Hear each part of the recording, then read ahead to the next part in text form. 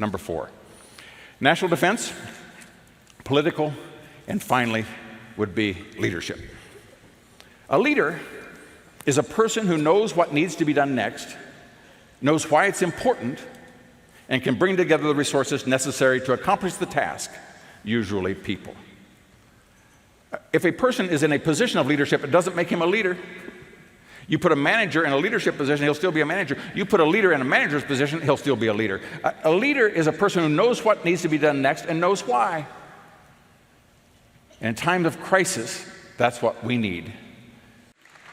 We need leadership. In a time of crisis, the Chinese terms for crisis is danger and opportunity. That's where we are now. We are at a dynamite opportunity. The entire world is on its hinges that doesn't know where to go. The strongest economy in the world, the largest economy in the world, is the United States of America.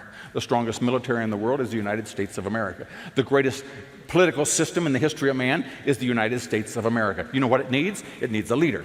It needs a leader that recognizes that this nation need not fear the future. We have, among other places, no one else can say this, America has the capacity at any given time to be energy independent. We are number 1 in natural gas. We are barely number 2 in coal.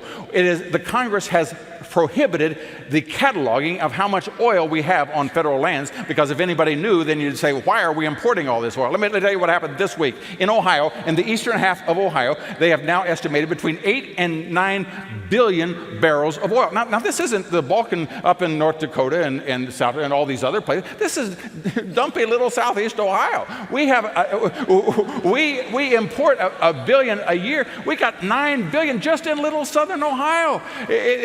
This nation could be energy independent whenever we have a leader that wants to be. Number 2.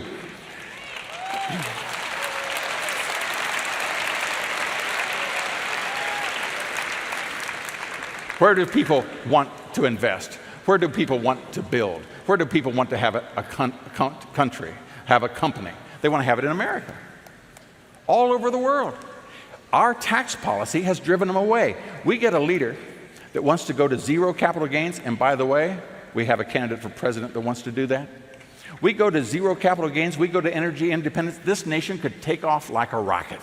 Now, what's the prohibition? Only one.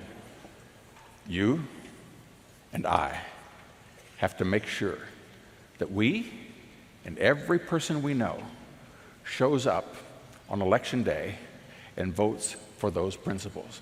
Votes for free enterprise economically. Votes for a strong defense to make our friends in Israel and elsewhere secure. Votes for a political system that people believe in. Final thought. The chief lawyer for the ACLU was a person by the name of Ruth Bader Ginsburg. Bill Clinton put her on the U.S. Supreme Court.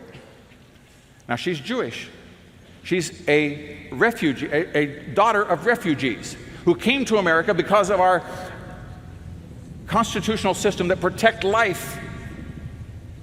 And yet Ruth Bader Ginsburg went to Cairo a few weeks ago and told the Muslim Brotherhood, if I were you, I would not look to America's Constitution as an example of how to draw up a new government. Let me tell you, we need people in the presidency that will appoint people to the judgeships that believe in the American Constitution. And that's the decision that you and I are going to make.